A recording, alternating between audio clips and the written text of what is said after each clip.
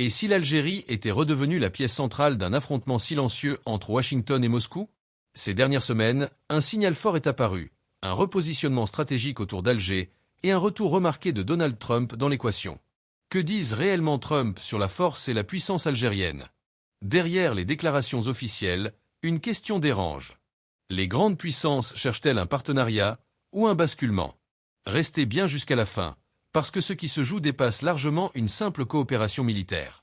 Un rapport publié par l'université de Georgetown a récemment souligné que les États-Unis devraient éloigner l'Algérie de la Russie.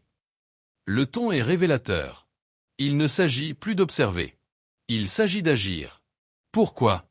Parce que le partenariat militaire entre Alger et Moscou est ancien, structuré et profond. Système de défense avancé, coopération technique, formation.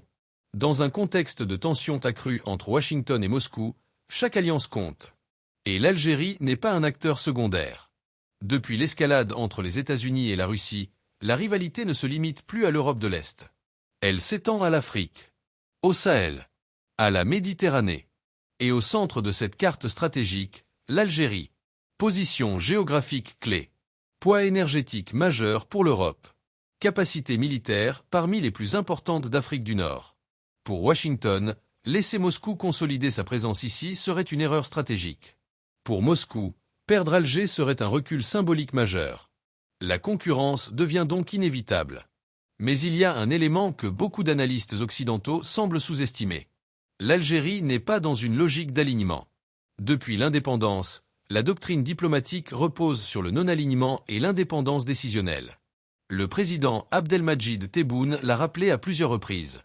Les relations internationales de l'Algérie sont fondées sur l'intérêt mutuel, pas sur la soumission à un axe. C'est là que la situation devient intéressante. En réalité, ce que Washington redoute n'est pas seulement la coopération militaire algéro-russe. Ce qui dérange profondément, c'est le modèle algérien. Un modèle où un État peut dialoguer avec Moscou et, simultanément, renforcer ses relations sécuritaires et énergétiques avec les États-Unis. Un modèle qui refuse la logique binaire. Car si l'Algérie réussit à maintenir cet équilibre, elle envoie un message clair. Le monde n'est plus unipolaire.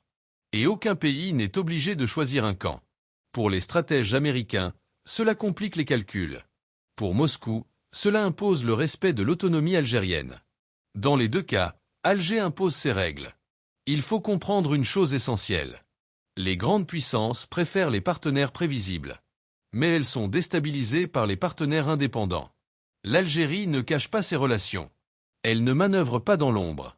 Elle affirme clairement ses intérêts à Washington, comme à Moscou. Ce positionnement n'est pas une zone grise. C'est un choix stratégique assumé. Et c'est précisément ce qui crée cette tension silencieuse autour d'elle. Alors que la rivalité russo-américaine s'intensifie, l'Algérie se retrouve au cœur d'une équation complexe. La vraie question n'est pas « vers qui l'Algérie va-t-elle se tourner ?» La vraie question est « les grandes puissances accepteront-elles durablement qu'un pays refuse de choisir ?» C'est peut-être là que se jouera la prochaine phase. Si cette analyse vous a apporté un éclairage différent, vous pouvez soutenir le travail en laissant un like et en vous abonnant. On continue à décrypter ensemble, avec lucidité et sans passion aveugle. À très bientôt.